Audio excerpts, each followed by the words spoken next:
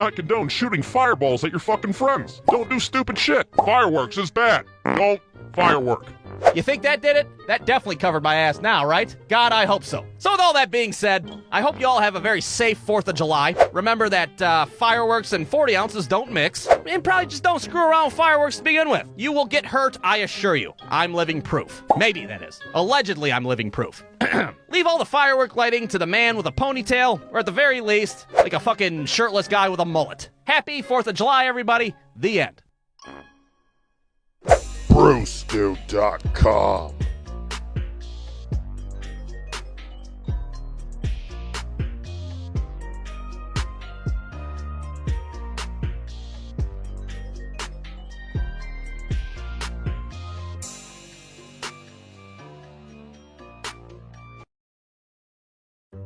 All right, so like 8 years ago, I got the chance to go on a professional ghost hunt. Now you might be thinking, professional ghost hunt? What kind of Scooby-Doo crap are you talking about? Well, I thought the same thing when my friend Brewer came up to me at work one day and was like, hey, wanna go on an overnight ghost hunt at a rundown state prison? What the? An overnight ghost hunt at a rundown state prison? What are you on mescaline? What are you talking about? Well, long story short, Brewer just happened to know some people that were a part of a professional ghost hunting team.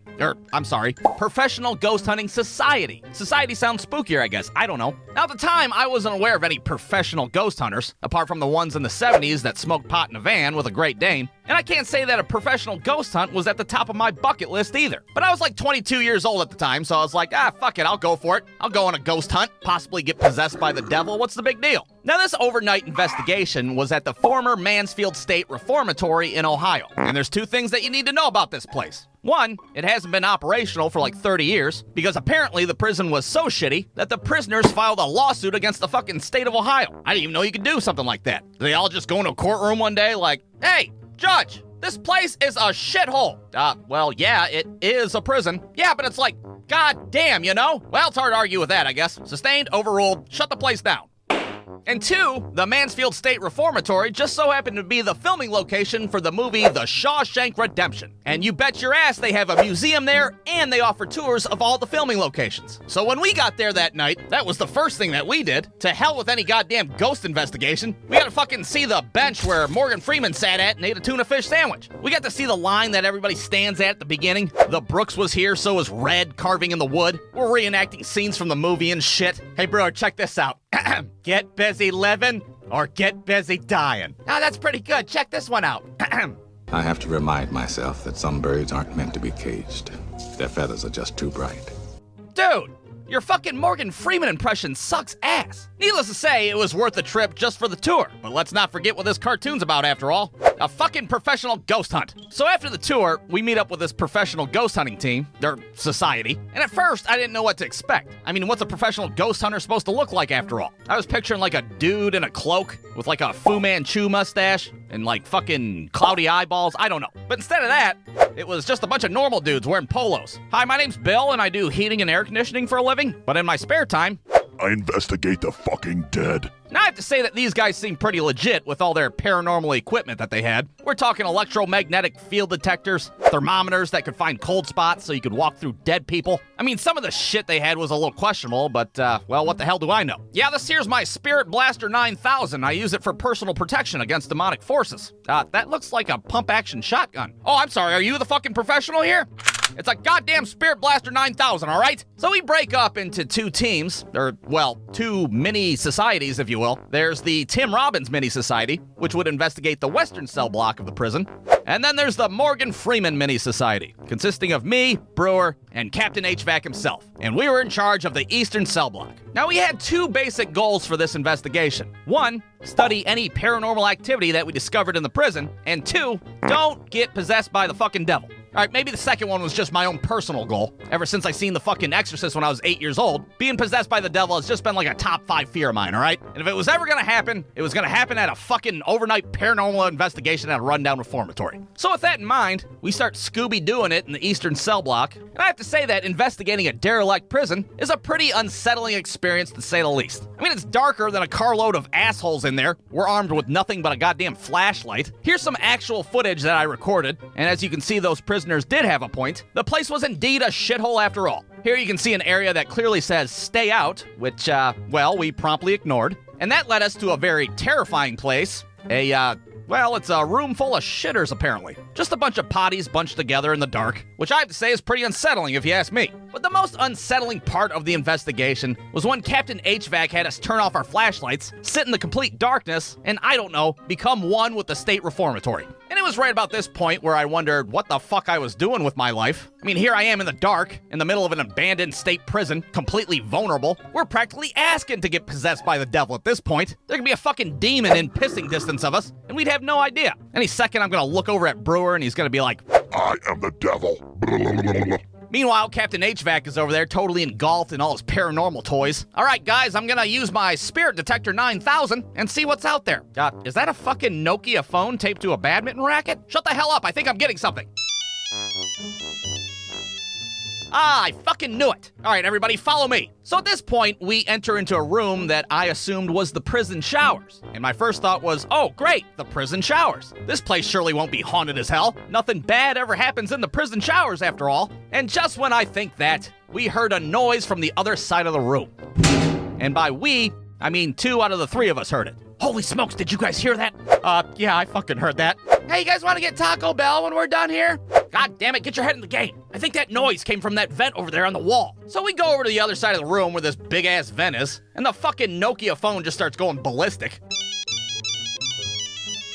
Holy hot dogs on a stick. Boys, there might be something demonic in this vent. Are you sure? It, just looks like a normal vent to me. No. If there's one thing that I know, It's heating and air conditioning. Now, I don't care if you believe in ghosts or not. This was a pretty butthole-clenching moment, no matter who you were. The odds of somebody getting possessed by the devil had to have been through the goddamn roof at this point. Well, suddenly Captain HVAC whips out another one of his paranormal gadgets. All right, we're gonna have to use the Spirit Box 9000 and see if this presence wants to communicate with us. Now, I gotta say, the Nokia badminton racket was one thing, but this Spirit Box 9000 contraption was on a whole nother level. Somehow, this device allows spirits to talk to the living. I don't know what the science is behind it, something to do with frequencies and an electromagnetic whatever the fuck, but somehow a ghost can form a word with this machine, and the machine says the word out loud for you to hear. It's basically a fucking speak and spell, but for dead people. So he whips this bad boy out and was like, hello, we are the Morgan Freeman Mini Society. On a scale of 1 to 10, can you tell me how dead you are? And I shit you not, as soon as he asked that fucking Spirit Box 9000 said one word and one word only. Murder. God, did that thing just say murder? Murder. I don't like this anymore. Murder. Murder. Murder! Blah! Oh my God! All right, that's not what really happened. I kind of wish it did. It would have made a better ending to the story. But instead, what really happened was that me and Brewer sat there for like 45 minutes and watched this guy have a conversation with a fucking vent, and this goddamn Spirit Box 9000 just uttered a bunch of random-ass words that made absolutely no sense. Porcupine. Popsicles. Pumpernickel. Pumpernickel? What the hell? Hang on, is this thing fucking calibrated right? Yeah, I don't know what late-night QVC infomercial this dude bought this thing from, but it was a complete pile of horse shit. Penguins. Pop-Tarts. Panama. What the hell? Why is it only saying P words? This thing is a piece of shit. So I think it's safe to say that we didn't experience any paranormal activity at the Mansfield State Reformatory. And that might seem disappointing at first, but well, on the plus side, nobody got possessed by the devil and did a fucking backwards crab walk down the steps either. So I consider the investigation a success. And you might be sitting there watching this like, oh, you piece of shit. What an anticlimactic ending. Well, what can I say? Real life's not a goddamn Quentin Tarantino movie, all right? Feel free to take your ass down to your local Walmart and pick up a Ouija board, and you can go talk to the devil yourself and see if you get a better ending. Good luck with that shit. In the end, we survived the investigation of the Mansfield State Reformatory, and most importantly, we did get fucking Taco Bell on the way home. So it was a great night. The end. Brewstew.com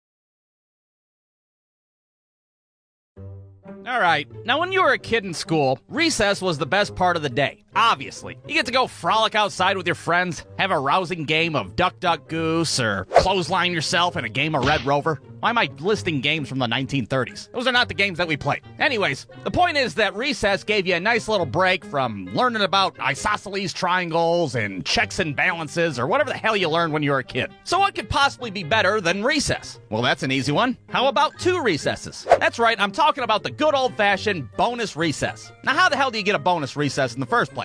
Well, a bonus recess would occur if A, a kid suddenly just barfed all over his desk, blah, or B, if a kid pissed himself in the middle of the classroom like some kind of wild animal. Either way, everybody gets to go outside for a bonus recess while the janitor cleans up whatever bodily fluid was left behind. Now, the first bonus recess that I recall was in the 2nd grade, and in this particular case, nobody peed in their pants, and nobody barfed all over their desk either. Instead, somebody decided to take a piss inside the coat room. I don't know who did it, or what the fuck their agenda was, but there was definitely pee in or around the coat room, and we had to get the hell out of there. Now, at first, nobody noticed. We had just came in from recess, we were balls deep in a spelling test, everything was fine. Okay, the next word is angina. Uncle Frank's angina ruined everybody's Thanksgiving. Angina. But then all of a sudden, the smell of little kid piss just kinda wafts into the room, which, you know, is kind of a hard thing to ignore in the first place. Okay, and the next word is myocardial infarction.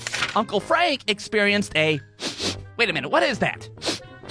Is that little kid piss I smell? Now, I don't know if this was like an ongoing problem for my 2nd grade teacher, like if she was cursed and like every year a dirty little kid pissed in the coat room for whatever reason, but she knew exactly what was going on right from the get-go. Ah, god damn it, somebody pissed in the coat room again. All right, you dirty little bastards, get your coats on, everybody outside. So we're out on the playground for an unprecedented 2nd recess. I got my bright-ass windbreaker on, looking fly as hell. And at first, we don't even know what to do with ourselves. Kids are flipping out left and right. What the hell? 2 recesses? Is that against the law? Is it in the Constitution? What the hell is happening? Mrs. Kaczynski, how long are we gonna be out here? Indefinitely, Daniel. Our classroom smells like a fucking Kmart. Go out and play. Now, it's important to note at this point that I went to a public school. So our playground was, well, it wasn't very state-of-the-art, I can tell you that. We had like a rusty-ass metal slide from the Great Depression, some jank-ass swing set that looked like it was decommissioned from a fucking concentration camp. Yeah, needless to say, there was a lot of imagination being used out on that playground, that's for sure. But the one thing that we did have that was kind of fun was a kickball, which we would play the game where you throw the ball up and promptly try to kill whoever catches it. Hey, you guys want to play murder ball? Sure, I guess. And it's not like the teachers cared because they were too busy off to the side talking shit about the students in their classes. So that's when I said, no, Eric, the numerator's the top number, you piece of shit. What kind of sick weirdo are you? And then it gave his ass detention. Oh yeah, that's fucking badass. Now, normally at recess, I would participate in murder ball like all the other degenerates, but I didn't want to get my fly-ass windbreaker dirty, so on that day, I optioned with the fucking Great Depression slide. Well, unbeknownst to me while I was up there, the drawstring of said fly-ass windbreaker somehow got wrapped around the slide handlebars, so when I went to go down, I essentially hung myself by my neck and choked myself like a fucking idiot. Yeah.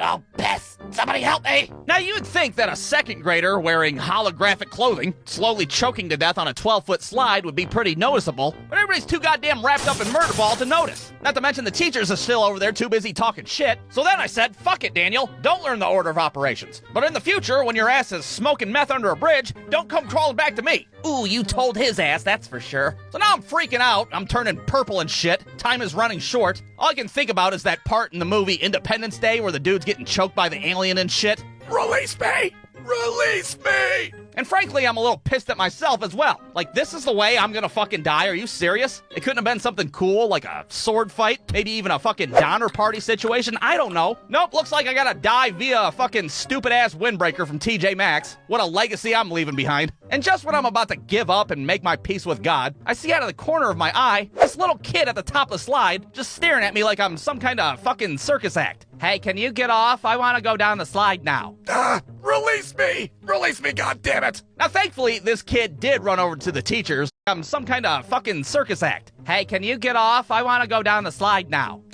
Release me! Release me, goddammit! Now, thankfully, this kid did run over to the teachers, and he was all like, hey, there's a dead kid on the slide over there. There's a what? Holy Holy hell, what happened? So now my teacher's running across the field like the playground's on fire. Absolutely nobody's playing murder ball at this point. They're all staring at my destitute ass on the slide. Somehow my teacher gets up there and releases me, finally, from the stranglehold of the goddamn windbreaker. And to my surprise, she starts losing her shit because she thinks somebody did this to me on purpose. Like it was some kind of weird Lord of the Flies shit, and I was being sacrificed to the goddamn Great Depression slide. Who did this? Who tried to commit manslaughter on this child? And my ass sure as hell wasn't gonna admit to everybody that, well, I almost murdered myself. So I was like, yeah, who did it, huh? Who tried to kill me with my own piece of loud clothing? But that mystery, of course, went unsolved that day, just as well as the mystery of whoever pissed in the coat room in the first place. We went back to our bleach-saturated classroom and finished our spelling test, and I haven't wore a goddamn windbreaker since. The end. Brewstew.com.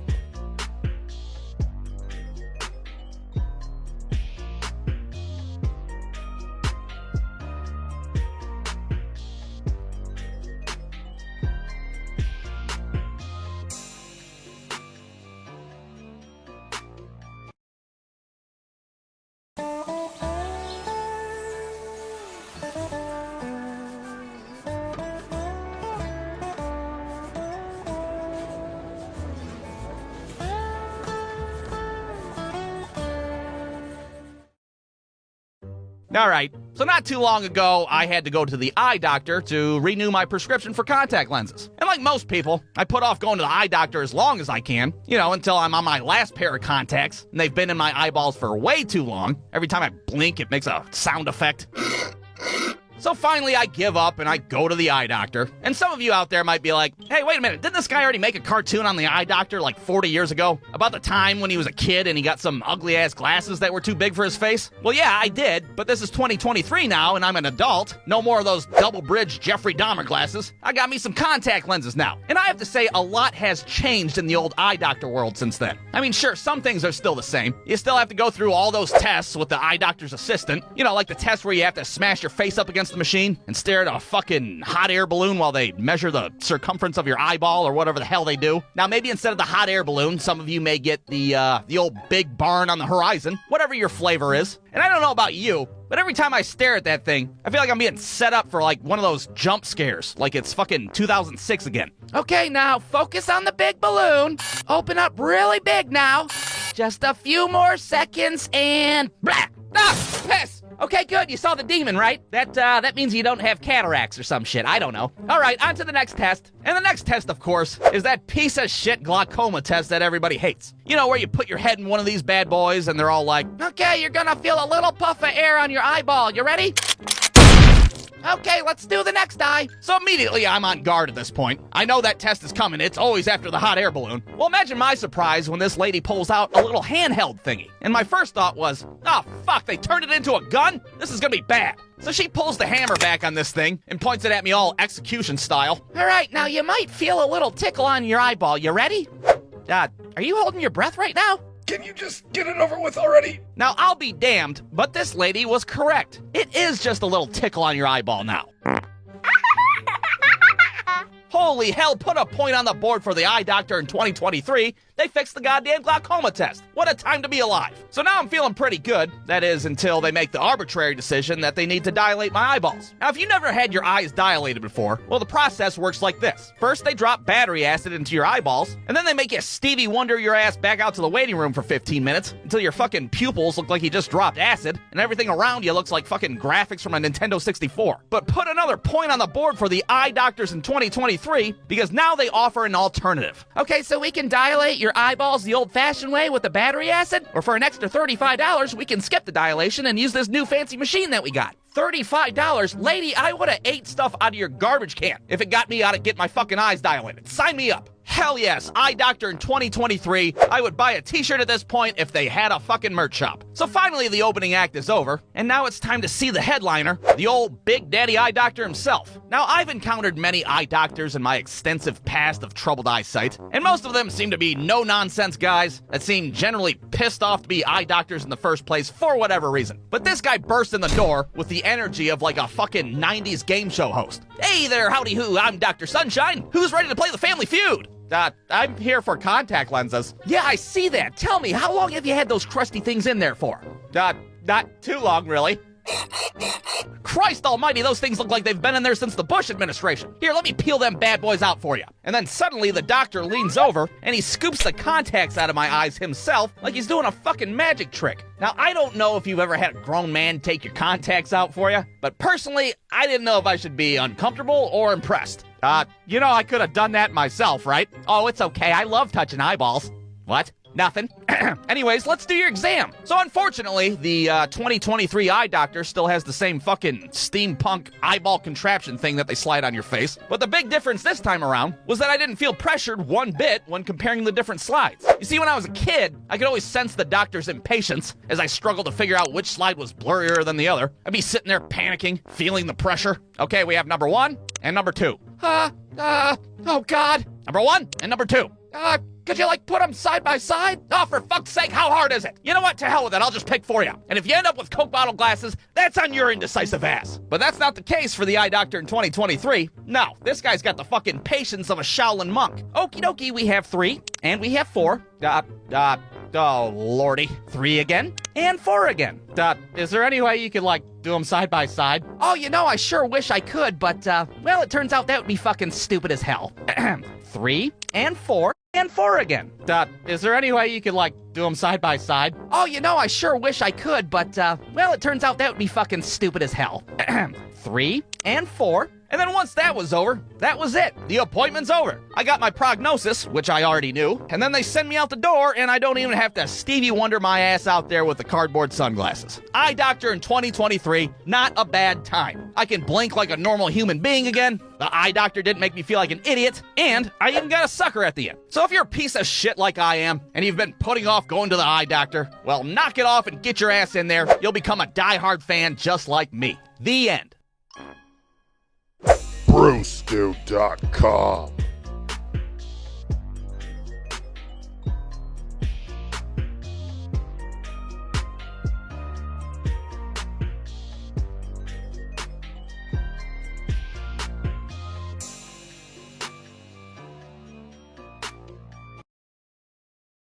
You arm your company with the most powerful server hardware you can, but now you can achieve 125 times faster processing and use up to 50% less energy. Cove SDM, the first software-defined memory solution. Achieve more at Cove.com. All right. Now, like I've said a million bajillion times before, I used to play a lot of games outside when I was a kid. And one of those games was the classic Truth or Dare. Now, normally you're supposed to play Truth or Dare with, girls in somebody's basement, and you make out with somebody with braces for the first time, or whatever you do. But this version of Truth or Dare was with me and my dirty little 9-year-old friends from the neighborhood. Now, Truth or Dare, of course, is a very simple game. If you pick truth, you have to answer how many times you pooped your pants in public, or whatever the question that was asked. And if you pick dare, you're forced to do something gross or potentially life-threatening. So needless to say, you pick truth if you wanted to play it safe. And this is really where you would learn stuff about your friends that, well, you probably didn't want to know in the first place. All right, Michael, truth or dare?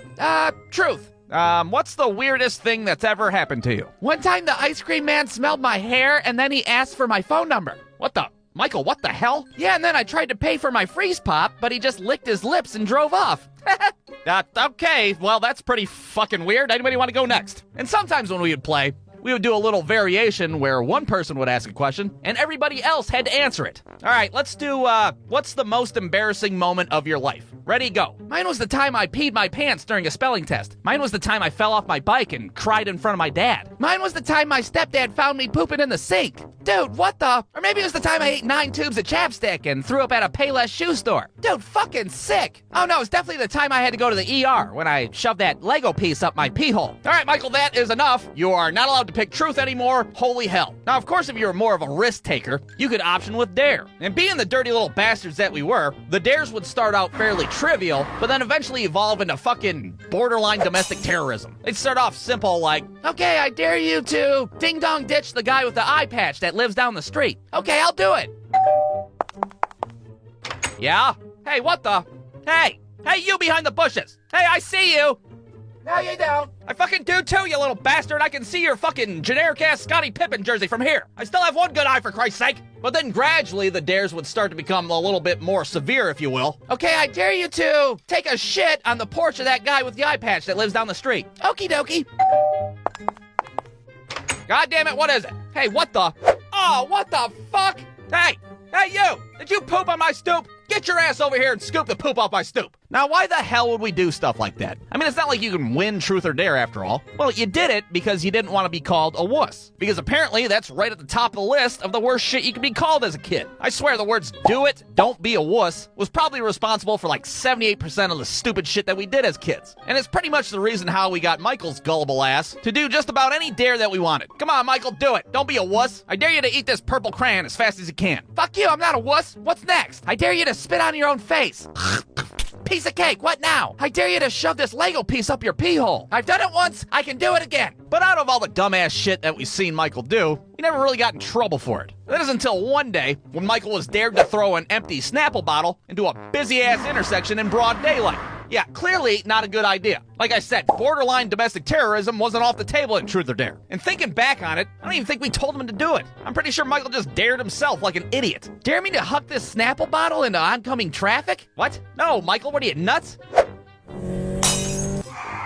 What the fuck? Now, what followed next was a confrontation with the angriest man that I've ever seen in my short 9-year-old life. This guy runs out into the street, just leaves his car in the middle of traffic, and just starts losing his shit in the middle of broad daylight. Now, I don't know if you guys have ever been yelled at as a kid by a strange, angry man that you've never met before, so badly that it caused a little bit of pee to leave your body involuntarily, but it's quite the fucking experience to say the least. What the fuck did you throw at my Buick? It was a Snapple bottle? What are you, fucking trying to kill somebody? We were just playing Truth or Dare. Yeah, well, here's a truth for you. If you ever huck something at my car again, I'm gonna burn down your house and kill the fucking family dog. Let me catch your little generic Scottie Pippen ass out in the streets again. I'll punch a 9-year-old. I'm not afraid of jail. So, after that, needless to say, we were done with playing Truth or Dare. You guys want to go, like, play Duck, Duck, Goose or something instead? Yeah, let's go fucking play Duck, Duck, Goose. Brewstew.com.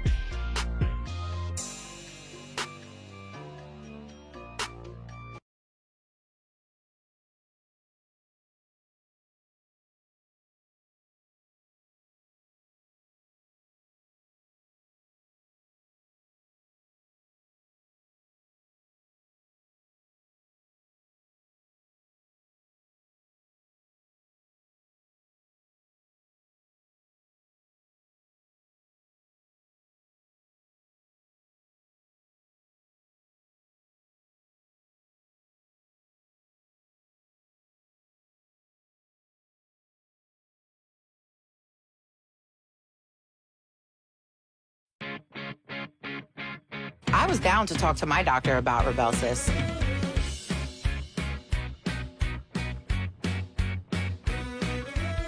Are you down?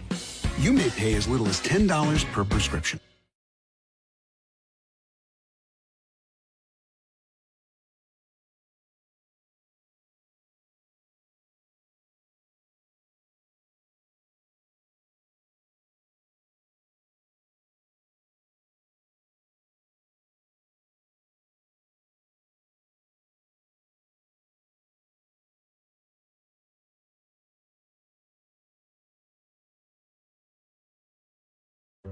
Alright, so this is gonna be a new little sub-series that I'm gonna do, and it's gonna be about the TV shows that I used to watch as a kid. And I think it's safe